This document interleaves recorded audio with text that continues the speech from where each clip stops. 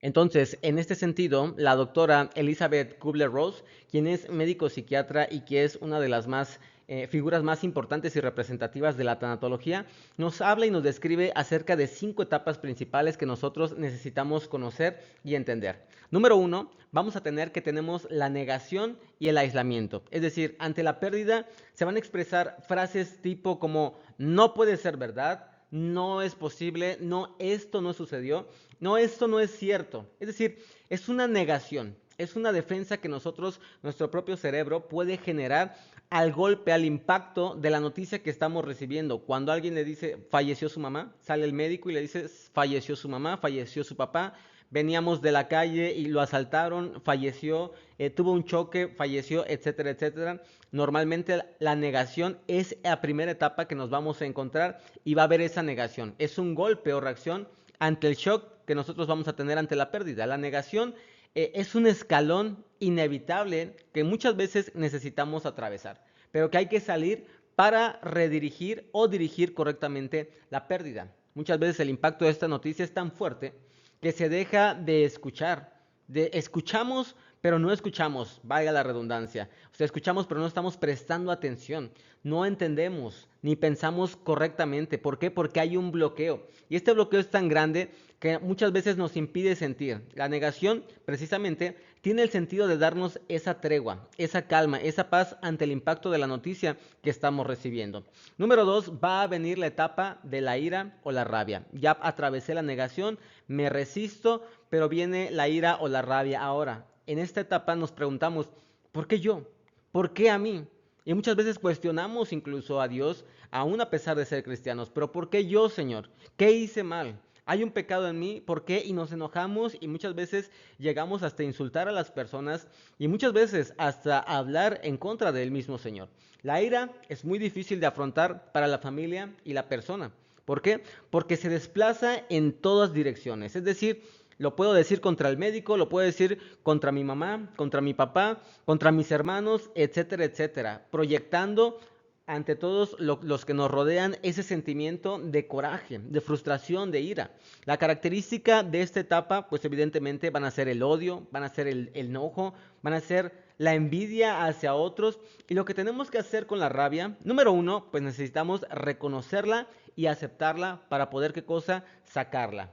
La rabia siempre va a tener una razón de ser y es que está pidiendo ayuda. Nos impulsa a salir de cierto modo a flote y es un arma que nos ayuda en la supervivencia, solamente que muchas veces está mal dirigida. Entonces, es normal hasta cierto punto. Por eso es importante que tú conozcas todas estas características, porque muchas veces una persona que está en la ira, pues evidentemente va a estar molesta, va a estar gritando, y tú llegas y le quieres decir, oye, tranquila, cálmate, no pasa nada, ¿por qué? No tienes que gritar. Si yo conozco las etapas del proceso que está viviendo, voy a poder ser mucho más, voy a tener mucha más empatía y poder hablar de diferente perspectiva y desde otro modo con la persona que está atravesando esta situación.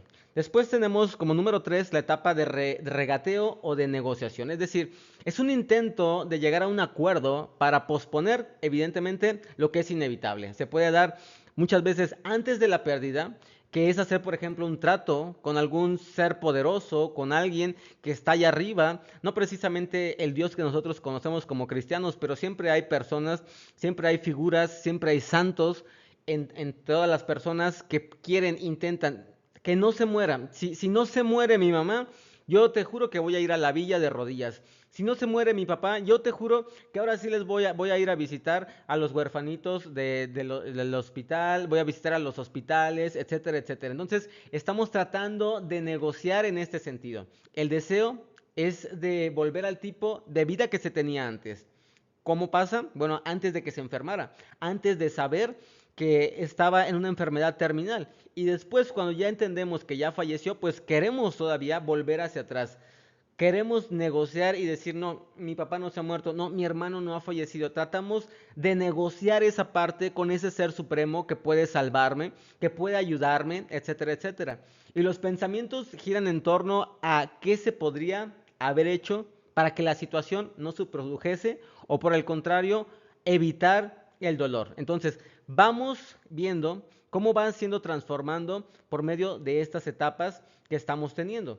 Y después tenemos también la fase de depresión. Ya no se puede negar la realidad en esta fase, es decir, ya no se puede sostener la rabia, existe un profundo sentimiento de pérdida, de dolor, hay sentimientos de tristeza, hay sentimientos de decepción, muchas veces de desamparo y de soledad, y dejamos entonces ya en esta etapa de fantasear con realidades paralelas, es decir, volvemos al momento presente, ya no estoy pensando en el pasado, lo que pude haber hecho, lo que no hice, lo que sí hice, volvemos al presente con una profunda realidad de vacío que nos está dejando pues esta pérdida o este ser querido al irse de este mundo.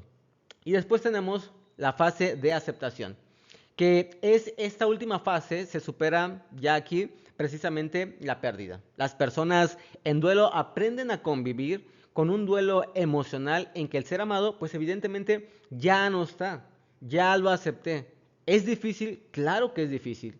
¿Es doloroso? Claro que es doloroso, pero ya he aceptado, he comprendido que ante esta situación yo no puedo hacer nada, yo no puedo traerlo nuevamente a la vida, yo no puedo resucitarlo, yo no puedo hacer nada. No hay que confundir la aceptación con la resignación, ni con la felicidad. En esta etapa la persona está desprovista de sentimientos como si el dolor hubiese desaparecido, como si la lucha muchas veces hubiera terminado y llegara el momento de la lucha final antes del largo viaje. Entonces es importante puntualizar estas fases que se van a vivir. No siempre se siguen en ese orden 1, 2, 3, 4, 5. No siempre. De forma general es como debiesen llevarse a cabo, pero muchas veces no siempre se llevan y se cumple en ese orden. ¿Cuál es la importancia para ti y para mí? Precisamente entender y conocer en qué parte se encuentra esta persona, en qué parte me encuentro yo tras esta pérdida, porque va a ser mucho más fácil, de cierto modo, que yo pueda ayudar a esa persona. Si yo sé que está en la etapa, como ya lo comentábamos, de ira, de rabia, y yo quiero venir y decirle, Jesús te ama, Dios va a hacer todo por ti, Dios tiene un plan perfecto, aunque sabemos que es verdad y que es cierto, hay que entender que la etapa que está viviendo está en un proceso de negación, está en un proceso de enojo, está en un proceso de amargura, de irritabilidad. Muchas veces puede tener algo en contra de Dios y entonces si yo vengo y le digo, Dios tiene un propósito, no me hables ahorita incluso ni siquiera de Dios. Hay que aprender a tener esa calma y hablar en los momentos precisos. Entonces, vamos a ir viendo también que el duelo, a esta frase que me gusta mucho que dice, el duelo es como un río profundo y tranquilo, que a veces parece calmo en la superficie, parece que estamos bien, pero fluye poderosamente en lo más profundo de nuestro ser, por parte de este escritor Earl A. Rollman.